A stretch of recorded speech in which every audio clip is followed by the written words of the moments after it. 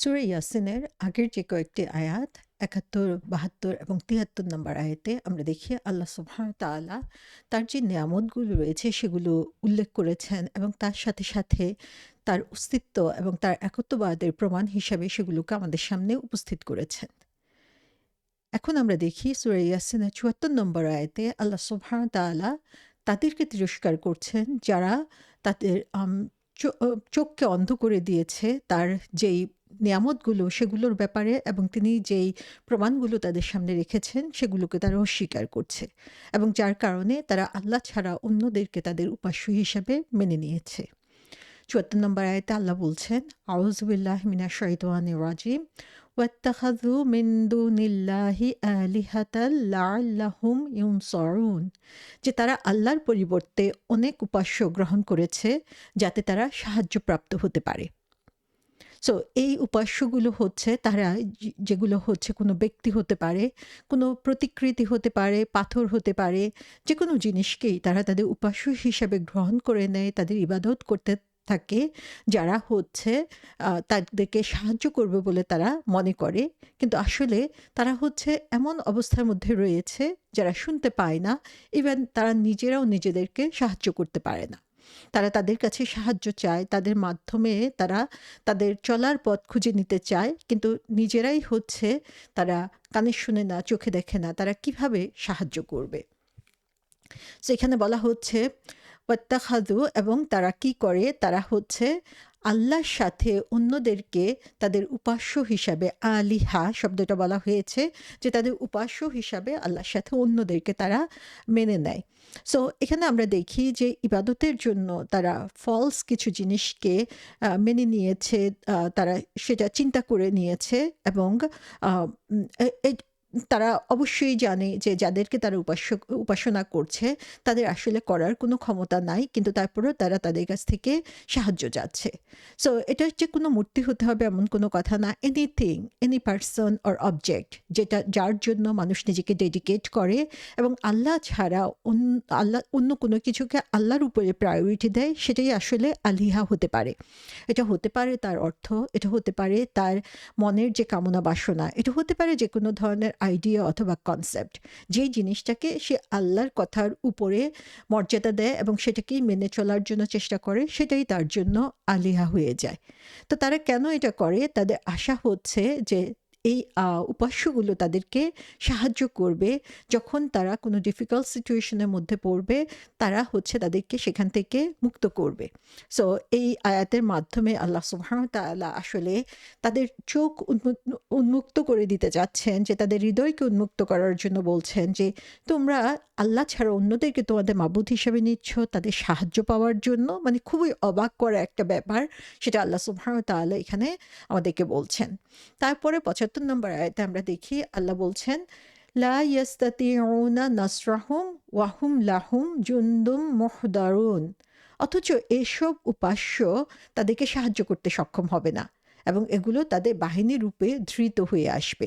তাহলে এই আয়াতের মধ্যে দেখি যে যাদেরকে তারা সাহায্যের জন্য নিজেদের মাবুদ হিসেবে মেনে নিয়েছিল আল্লাহ ছাড়া, তাদের জন্যই সে নিজের জীবন প্রাণপাত করেছে, ডিভোট করেছে তাদের নিজেদেরকে, তাদের কোনোটাই হচ্ছে এক বিন্দুমাত্র সাহায্য তাদেরকে করতে পারবে না।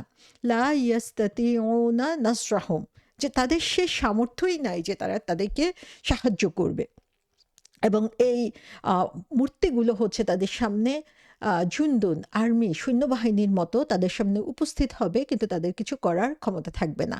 ঝুনদুন শব্দটার অর্থ হচ্ছে সৈন্যবাহিনীর মতো, যারা হচ্ছে লাইন আপ, একই সারিতে আহ, উম, একই সারিতে দাঁড়িয়ে থাকে, এরকম অসংখ্য লাইন তাদের মধ্যে থাকবে, অসংখ্য সৈন্যবাহিনীর মতো সেদিন তারা উপস্থিত থাকবে এবং সেই অসংখ্য সৈন্যবাহিনীর মধ্যে তারাই থাকবে যারা হচ্ছে যাদের ইবাদত তারা এই দুনিয়ার বুকে করত। অনেক সময় আমরা মনে করি যে তারা তো একটা মূর্তির পূজা করত।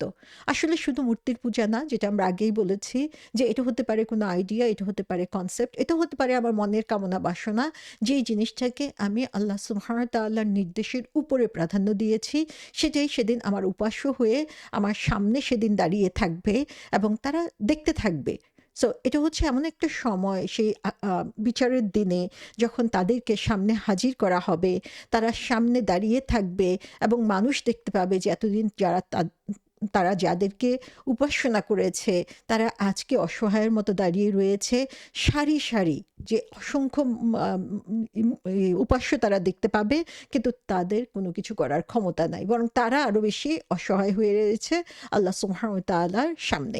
সো এখান থেকে আমরা দেখি যে তারা এত দুর্বল, এত ইনসিগনিফিক্যান্ট, এত পাওয়ারলেস আল্লাহ সুবহানাহু ওয়া তাআলার সামনে, যে তাদেরকে সেদিন সামনে দাঁড় করিয়ে রাখবে কিন্তু হাত বাড়িয়ে তারা তাদের কোনো উপকারই করতে পারবে না। সো সেদিন সেই উপাস্যদেরকে একত্রিত করবেন আল্লাহ তাদের চোখের সামনে, এবং এটা তাদের ব্যথাকে আরো বাড়িয়ে দিবে। একদিকে তো তাদের শাস্তির ভয় রয়েছে, আরেকদিকে দেখবে যাদেরকে তারা সাহায্যের জন্য এতদিন উপাসনা করেছে তারা নিজেরাই কত অসহায় হয়ে আল্লাহ সুবহানাহু ওয়া তাআলার সামনে দাঁড়িয়ে রয়েছে। কাতাদা রহমতুল্লাহ আলাইহি বলেছেন যে এই যে উপাস্য আলিহাদের কথা বলা হয়েছে, তারা সেদিন তাদেরকে সাহায্য করতে পারবে না, যদিও তাদেরকে হচ্ছে আল্লাহ সুবহানাহু ওয়া তাআলা সেখানে সারি বেঁধে দাঁড় করিয়ে রাখবেন। সো আমরা দেখি যে যারা হচ্ছে মূর্তি পূজারী, তাদেরকে যখন তাদের মূর্তি পূজার ব্যাপারে কিছু বলা হয় বা সেটা করতে নিষেধ করা হয়, তারা তাদের সেই মূর্তি অথবা তাদের যে ইলাহ সেটাকে বাঁচানোর জন্য তারা তাদের প্রতি রাগান্বিত হতো। কিন্তু আমরা দেখি আখিরাতে যে বিচারের দিনে তারা তাদের কোনো ভালোও করতে পারবে না, কোনো ক্ষতিও করতে পারবে না। তারা যে একটা জাস্ট মূর্তি সেটা সেদিন তারা বুঝতে পারবে। এই ব্যাপারে আমরা দেখি যে মুজাহিদ রহমতুল্লাহ আলাইহি বলেছেন যে সেদিন আল্লাহ সুবহানাহু ওয়া তাআলা যাদের তারা উপাসনা করত তাদেরকে একত্রিত করবেন হাসরের ময়দানে, এবং যারা এই উপাসনাগুলো করতো তাদেরকেও সেখানে হাজির করা হবে, এবং এর মাধ্যমে তারা দেখবে তাদের অসহায়ত্ব, এটা তাদেরকে আরো বেশি দুর্বল করে দিবে এবং তাদের সামনে এগুলোকে প্রমাণ হিসেবে পেশ করা হবে।